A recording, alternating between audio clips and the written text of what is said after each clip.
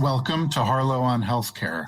I'm David Harlow, and I invite you to join me by my virtual hearth as I sit down with healthcare leaders to discuss building the future of healthcare. Today, my guest is Stephen Williams, MD, PhD, Chief Medical Officer of SomaLogic. SomaLogic is a global leader in proteomics. And we're going to discuss today what exactly we mean when we say proteomics and how that connects to the future of healthcare. Steve, welcome, and thank you for joining us today. Thanks. Good to be here. For starters, for those of us who are not steeped in the work, could you give us the quote-unquote 30,000-foot view or definition of proteomics? How does this relate to genomics, which some of us may think is related, and maybe it is, maybe it isn't? Thanks. Yeah, I'd like to think of an analogy with the internet here, that proteomics is the large-scale measurement of thousands of proteins at once. But the internet analogy is that the protein network patterns have evolved to transmit information from one biological system to another, for example. They're the targets of 95% of all known drugs. So the patterns in these proteins represent an information source. So to bounce back to the analogy with the internet, that proteomics is actually trying to decode the meaning of these patterns. Measuring thousands of proteins in thousands of people to try and relate these different measurements to health states or future risks or the impact of behaviors. So that's what I think proteomics is really. It's the potentially the world's best information source, single information source about human health. Great. And I think in the course of our conversation, we'll be doing a little bit of buzzword bingo, and people can get out their cards. And we may be talking about clinical informatics, bioinformatics, predictive analytics, AI, and predictive medicine, risk assessments. As we dig into it, I'd like to understand the current relationship, if you will, between proteomics and precision medicine. Yeah, well, I think precision medicine is really the idea that can you tell if an individual actually needs any kind of medical intervention at all? That's question one. Two is, if they do, what is it? And three is, if you did something, did they get better or worse, or did it change? So those three pieces of precision, if you like, are, I think, what makes up precision medicine. Now, usually, when we think of genetics, we tend to think of a lot of the, particularly in cancer, it's should this person have a particular class of drug or not, depending on what their mutation is. But there are other measurements that exist today that we use in medicine that are actually, we might not think of as precision medicine, but they are. Cholesterol, blood pressure. They tell us, does someone need treatment and did it work? And so they're answering two of the three questions. And I think what we're trying to do is to answer all of those things and to choose a source of information that helps us do every one of the three things. And so I think I'd differentiate then again to keep on the momentum around genetics and why proteomics might offer something complementary. That if you take 100 people and you did genetic screening on them, there would on average be about 4 people that would have an actionable genetic mutation. And then maybe there's a 5th person in the room who might be pregnant and they would benefit from prenatal screening.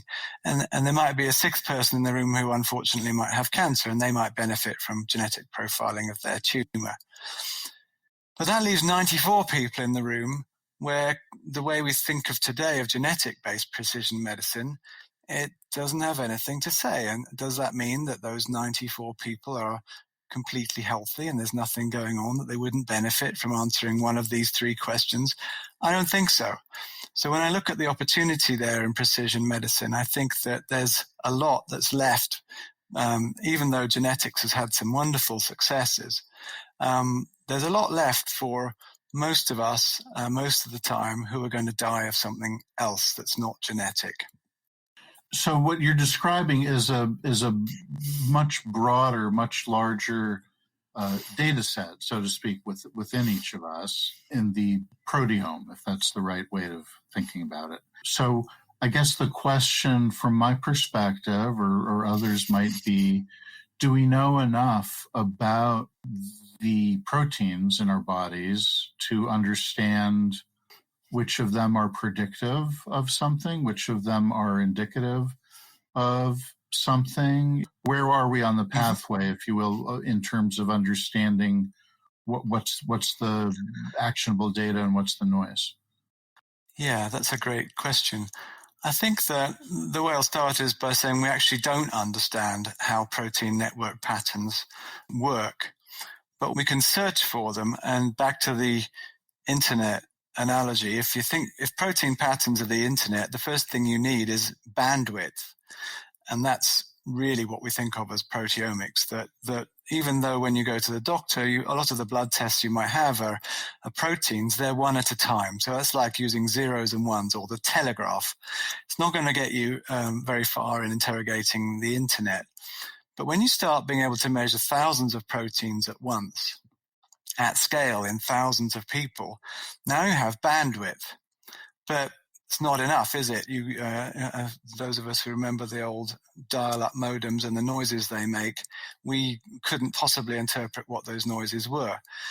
So to find out what those patterns are or what they might do, you need a search engine.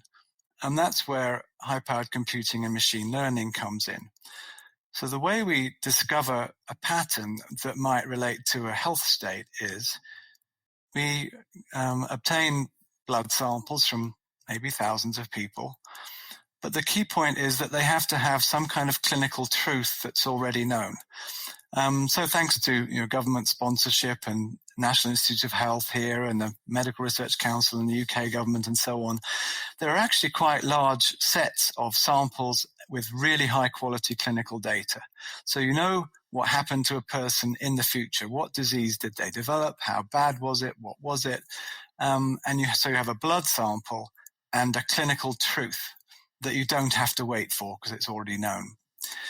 So then when you go searching for that, if you measure those thousands of proteins in all of those samples, you can use machine learning, mathematical algorithms that tries to relate the truth, which we know, to the thousands of proteins that we measured. And so in the end, what machine learning does is to connect the two, and it gives us an equation that might have 27 proteins in it, or might have 50 or 100. And what the equation does is it says this group of proteins in this pattern, in this relationship, mimic or predict the clinical truth. The interesting thing about your question was about understanding is I don't know why the machine learning chooses those proteins. Now, of course, afterwards, we can go back into them and we can say, oh, well, actually, I think this one was chosen because of this reason, or that one was chosen because of that reason. But our ability... We're sort of thinking about is this correlation or causation, right? Yes, and sometimes it doesn't matter. So what we care about the most is if we can predict the truth, the clinical truth, or the current health state better than anything else, then actually do we really need to know why the equation works? So as a human physiologist, it's actually it's been difficult to kind of let go of the concept of biology. Scary. Yeah, right. Letting go. Uh-huh. Yeah, so you have to kind of realize that actually when we use machine learning, it's not looking at one protein at a time, it's looking at relationships in multidimensional space. So actually, we might not ever be able to understand in our limited human functions as to why these patterns exist. But causation does matter. If you're developing a new drug and you want to know, is this particular protein going to, if I block it, is it going to help their condition? So in some situations, causation matters. But in other situations, it doesn't. One of the most famous heart proteins, many of your listeners will know, troponin, It's not causal. It's a downstream effect of heart damage. If you blocked troponin or you developed a troponin antagonist, you'd probably kill people. But it's a really useful measure. So they don't have to be causal to be useful measures of current health or future risk. So that's interesting. As you're speaking, I'm thinking also about the notion of explainable AI, right? And that's a topic of interest these days. What I hear you saying is that maybe this is not exactly the same question, but as you said before, we need to let go, or you need to be able to let go and not worry about why it's right, but it is right. Yes, a little bit, although we can, again, as a physiologist, I can't resist looking at what the Yeah, proteins sure. are and what they do. And we can say, oh yeah, out of these 50 proteins, these are involved in immunology, and these are involved in inflammation, and these are involved in clotting, and these are involved in whatever. So you can create a story which gives you a nice warm feeling inside, but it doesn't necessarily mean that that's the reason why the machine picked them. Okay. So developing these insights and then translating them into the clinical sphere, how does that work, and how has SomaLogic advanced that question? Yeah, this translatability, how do you develop a test that is robust to different variations in humans, different ethnic groups, different geographies, different ways the blood was collected. Typically, from my history in academia, if you want to learn human physiology, you find a beautifully collected, pure set of data where the only difference between group A and group B is the condition that you're interested in. The trouble with that is you're not learning about other variations, confounding variables that exist. If you were to develop a product like that and then to take it out into the real world, it would fail.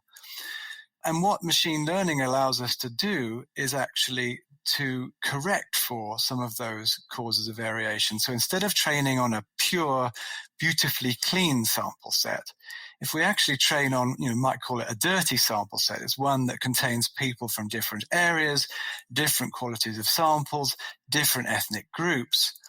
By including all of those possible sources of confounding variation into your training set, you actually enable the machine learning to find those confounding variables and to build in correction factors. So often we find proteins that are in the models that are nothing to do with the target physiology, but they might be to do with age or sex. And they're enabling the machine, if you like, to find correction factors and enable the model to perform across all of these different groups. So I think that's taken us quite a long time to learn how do you make really robust models, not just one that worked the first time you train in a lab. Sort of bioinformatics, people tend to call that overfitting. You make a model that beautifully fits the samples you trained it on, and then you take it somewhere else and it doesn't work. So to avoid overfitting, if you include these variables up front, then you might sacrifice a little bit of your headline performance, but when you go and apply it somewhere else, it still works. And so we know what proteins are affected by food, we know which ones are affected by how badly the blood was treated before it was processed. And because we know those things, we can actually eliminate susceptible proteins from the models that we develop so that they do end up being translatable and robust into real world practice. And so now we've got, I think the current count is about 16 different tests, each one of which is a group of proteins. Altogether, they use about 1,000 proteins. The platform today measures 7,000 proteins at once. So there's plenty of spare real estate there for future tests. But each one of those has been taken through this process of training, independent validation, testing for robustness to sample quality and age and sex and ethnic differences and so on. But we've had to learn how to do that at scale. If you're just tuning in, this is Harlow on Healthcare, coming to you on Healthcare Now Radio. I'm David Harlow, and my guest today is Stephen Williams, Chief Medical Officer of SomaLogic. Steve, so you describe a platform that can accommodate testing for 7,000 proteins. You're using 1,000 proteins in the tests that you're looking at right now. Are there more than 7,000 proteins that we know of in the proteome? There are. We think that genes encode for about 20,000 different proteins. So we're measuring today about a third of the proteome, and we're developing the platform to measure about half of it. So we'll have a 10,000 plex available at some point next year. And so it will keep on advancing. And what's interesting is that when we look across the generations of the assay that we've developed, starting out when I joined, something like 800 proteins, then it was 1,000, then it was 1,200, 1,300, 3,000, 4,000, 5,000, and 7,000. When we look at what proteins machine learning chooses, I say that machine learning chooses because it's agnostic. It doesn't have any favorites that it read about in the literature. It's just a ruthless information-seeking algorithm. And so it's only choosing the proteins which are the most biologically informative. And what we've seen as we've increased the size of the assay is that machine learning keeps on choosing new content. It's just as proportionately likely to choose new as old. So far at least, the new content that we've added in every generation is just as likely to be the most biologically informative content as the old content. It wasn't that we were so great at guessing in the first place that the first round of choices was better than anything else. It just turns out that you add things and it doesn't matter whether they're mentioned in the literature or not. They get chosen. So in these early rounds, there are a number of tests that you've developed, and I understand that work that's out there now is focused in the cardiac realm. I wonder if we could sort of dive into the current practical applications a little bit.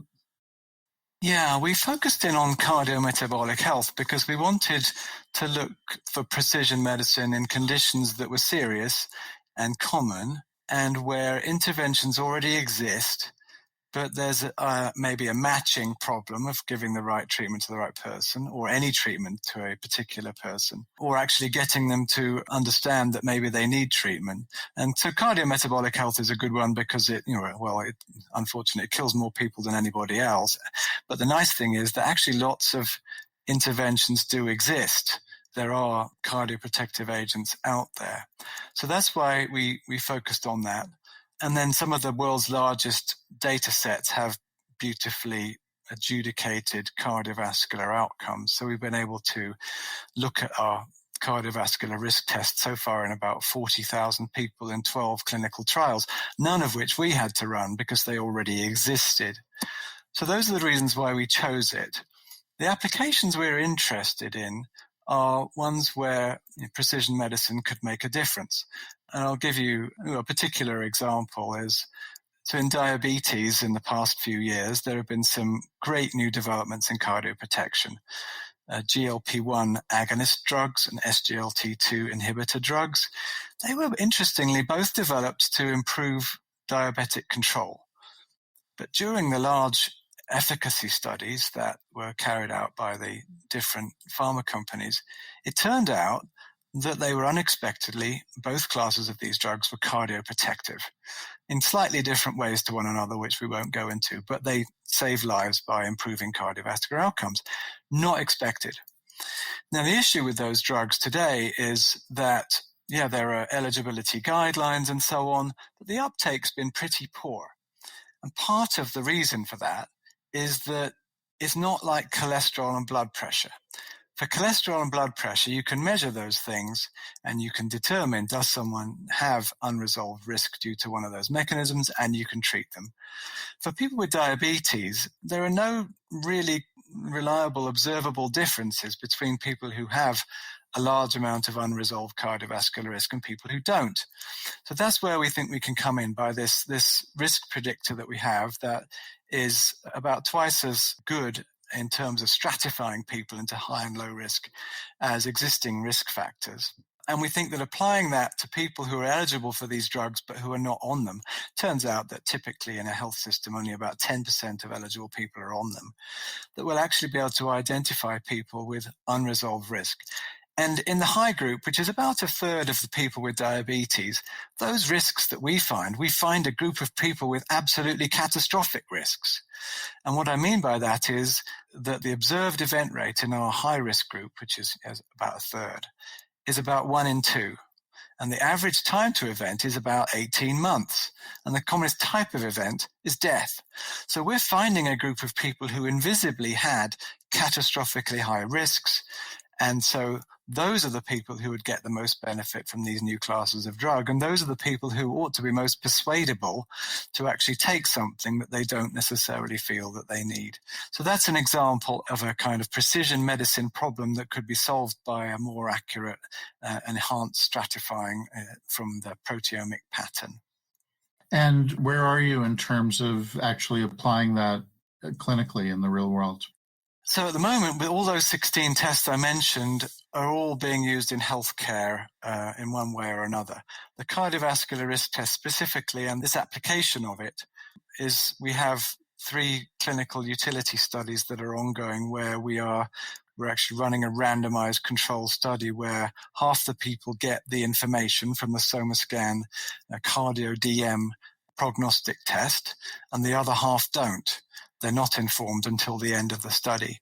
And we're looking at whether we can help the physicians achieve risk concordant prescribing. So what's the prescription rate in the high risk group versus the low risk group? And this can be a win-win for patients because the low risk patients don't need another drug. They don't need one that gives them side effects without much benefit. It's good for the insurers because they only really want to pay for drugs that match the neediest people. And it's good for the physicians in terms of helping them understand, resolve this problem of who needs what. So we've got those 3 studies ongoing and they'll read out sometime next year. We had an in silico study where we recruited 250 physicians and used some simulated patients to ask them, would they change their prescribing habits if they had this kind of risk prediction? And it turned out that they said they would, but that was an in silico study. So I think we're well on the way to actually proving the utility in practice.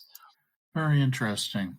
I'm curious to hear whether you see a greater opportunity for using tools such as these in an environment where we're moving towards greater utilization of telemedicine. We saw a huge spike in use of telemedicine towards the beginning of the pandemic. That's sort of flattened out now. Is there a relationship between remote visits and the value of these tests, or not necessarily? No, I think there is. I didn't yet go into what the 16 tests we have are, but I'll give you a brief overview. So we have this cardiovascular risk predictor, but also running from the same blood sample on the same platform. If physicians want these tests, we have other results. So is this person drinking more alcohol than the current guidelines? Are they smoking? What's their liver fat, their visceral fat, their lean muscle mass, their resting energy rate? Are their kidneys on a poor trajectory for future deterioration? All of those can be measured from the same blood test.